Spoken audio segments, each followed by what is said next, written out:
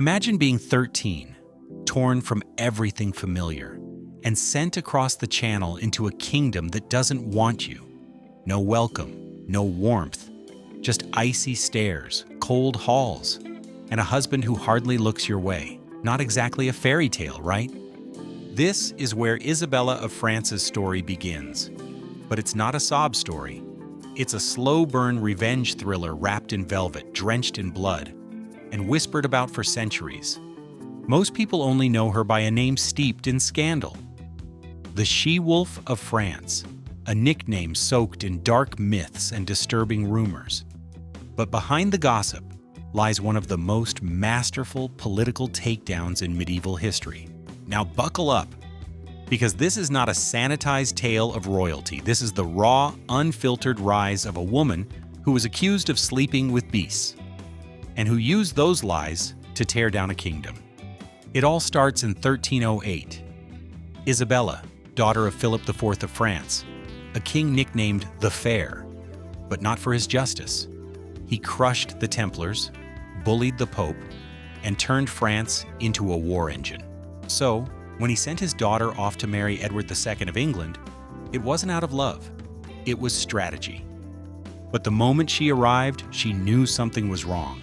Edward wasn't just distant, he was devoted, passionately, to another man. Piers Gaveston, a Gascon noble who wasn't just a companion, but a romantic partner in the most intimate sense. And this wasn't a secret. The whole court knew it. The wedding was more awkward spectacle than royal celebration. Edward barely acknowledged Isabella, lavishing attention on Gaveston like the queen didn't even exist. To be clear, in medieval England, that kind of love, male to male, wasn't just taboo, it was dangerous, punishable by death. But Edward didn't care. He gave Gaveston everything: titles, lands, jewels, and most insulting of all, the respect and recognition that should have belonged to his queen. Isabella had no voice, no power, and no escape. But she wasn't just a pawn, she was her father's daughter. She didn't collapse, she studied, she watched. And while the king and his favorite basked in their dangerous affection, Isabella was quietly drawing a map of power, of enemies, of opportunity. And then the whispers began. At first, it was court gossip. Why was the queen always in her chambers? Why did she spend more time with the king's advisors than at prayer or embroidery? But as the years went on, those whispers darkened. It wasn't just curiosity anymore. It was suspicion. By 1315, something sinister was brewing. The English court, already uneasy with a politically savvy woman, didn't know what to make of her. In their world, women were supposed to be silent, submissive, ornamental. Isabella? She was fluent in strategy, fluent in languages, and fluent in ambition. So the rumors started mutating. She wasn't just clever, they said. She was cunning, dangerous. She must be getting her power from somewhere unholy. Some said she was a witch. Others whispered of secret rituals. And then, it escalated to something so grotesque it should have been unbelievable. They said Isabella was having sex with animals. Yes, that was the level of propaganda she was hit with. Bestiality was the medieval world's nuclear accusation. Not just depraved. In their eyes, it made you less than human. A creature of filth. A demon in human skin. And that was exactly the image they wanted to pin on her. Now, to modern ears, this might sound like deranged fantasy. But in the 14th century England, it was disturbingly effective. A woman with intelligence must be unnatural. And an unnatural woman? Obviously possessed. Because what scared the English court more than anything wasn't that Isabella was immoral. It was that she was strategic. They couldn't stand the idea that a woman might outthink them. So they wrapped her in stories of black magic and animal lust. Not because they believed them, but because they needed others to. These weren't just lies. They were weapons. weapons forged in monasteries, sharpened in courtrooms, and delivered through the mouths of loyal scribes. The more grotesque the story, the easier it was to strip her of credibility. After all, who listens to a queen accused of rutting with beasts? They didn't need her dead. They needed her discredited. They needed her voice to vanish under the weight of ridicule. And when that didn't work, they pushed harder. They twisted her into something so appalling that no one would dare speak her name without disgust. This wasn't slander. It was character assassination. Medieval style. And the most terrifying part? It nearly worked. The English court was a theater, and Isabella had been cast as the villain before she even stepped on stage. But here's the part that'll make your skin crawl. Those rumors didn't just sprout out of nowhere. They were planted carefully, with precision. Enter Hugh Despenser the Younger. After Gaveston's death at the hands of angry nobles, Edward II was heartbroken. Into that emotional void stepped Despenser, cold, ruthless, and dangerously sharp.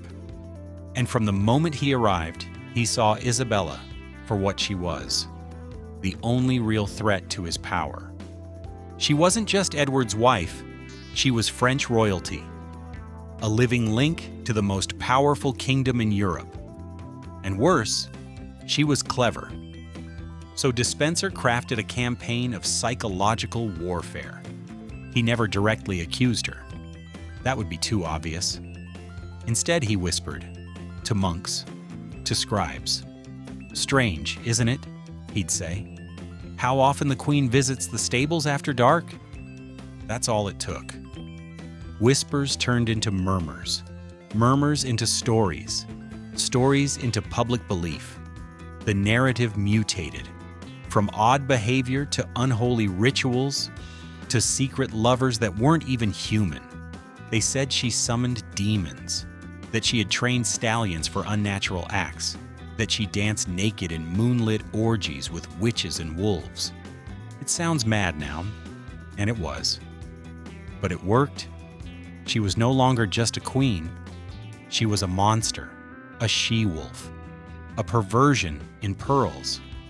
But Isabella wasn't broken. She took notes, literally. She started documenting who spread the lies, who gained power from her downfall, and who stood by in silence. And instead of retreating, she leaned in. She walked the palace halls like nothing was wrong, smiled at her enemies, looked them straight in the eye. Denying the rumors would have only given them weight. So she didn't deny. She endured and planned, because the moment she showed weakness, the wolves would have pounced. Every curtsy was a performance, every polite nod a loaded gesture. She knew the walls had ears, and every servant might be a spy. But she played the long game. While others gossiped, she gathered. While they laughed, she listened. She learned which noble families were teetering on the edge, which alliances were hollow, and which enemies were growing fat on stolen influence. Her silence became a weapon, unnerving, calculated, powerful. Even her stillness made people uneasy, because they expected hysteria. And when they didn't get it, they grew afraid.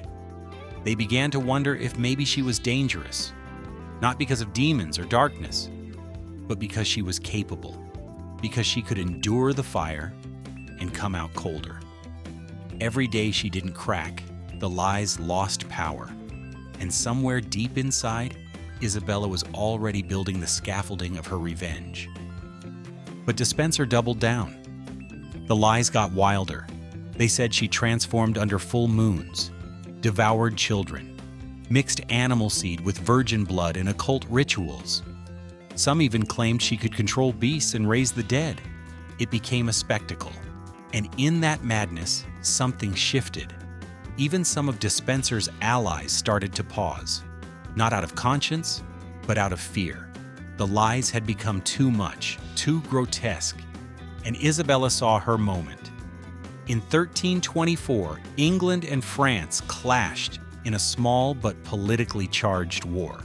She arrived in Paris not as the monster of English folklore, but as the French princess, respected, powerful, and she didn't come alone for long. She sent word to Edward that her 12-year-old son, the heir to the English throne, should come to France to swear fealty. It was routine, technically, nothing unusual. Edward had no choice but to agree, and with that move, Isabella held the future of England in her arms. Then came the most iconic line of her career. When Edward demanded she return, she replied, "I will not return while the wolf remains in the fold." Yes, she turned the metaphor around. The beast was no longer her. It was Despenser. And people started listening. The narrative cracked. Maybe she wasn't the monster. Maybe she was the victim. A wronged queen, a betrayed wife, a mother protecting her son. Then came Roger Mortimer, a nobleman exiled for rebelling against Edward and Despenser. Smart, seasoned, angry, and yes, they became lovers, openly, boldly, no more secrets. And here's the genius. By making the affair public, Isabella disarmed the old scandals. Who needed bestiality rumors when she was openly sleeping with her husband's political enemy? They were more than lovers. They were co-conspirators, and they were planning the unthinkable. An invasion, not led by a king, not by a rival noble, but by the queen. Isabella wanted more than revenge. She wanted obliteration. She didn't frame it as a coup. She framed it as a rescue mission. For her son, for the realm, for England itself. The campaign became a triumphal march. People saw her in person. Not a werewolf, not a witch, but a poised, regal woman. The lies crumbled. Edward fled with Despenser. That was the final nail. London erupted. Riots, uprisings.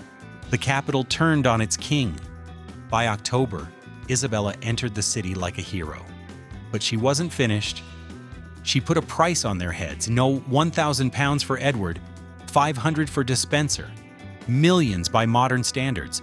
A manhunt followed. They were eventually captured, dragged from crumbling Welsh castles. Despenser's father was executed first, but the younger Despenser? He got medieval justice. He was hanged, cut down alive, castrated, disemboweled, and quartered.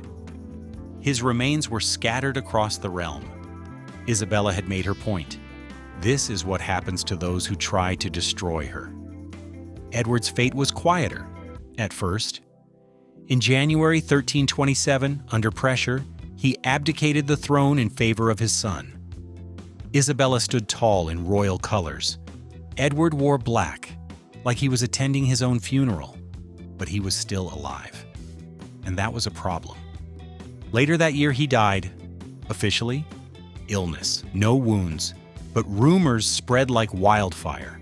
A red-hot iron inserted into his rectum, burning him from the inside. Why? Because it left no marks, and because it was poetic. Was it true? No one knows for sure. If this story shook your view of power, revenge, and medieval politics, make sure to like this video and subscribe. And in the comments, was Isabella a monster or a mastermind? Until next time.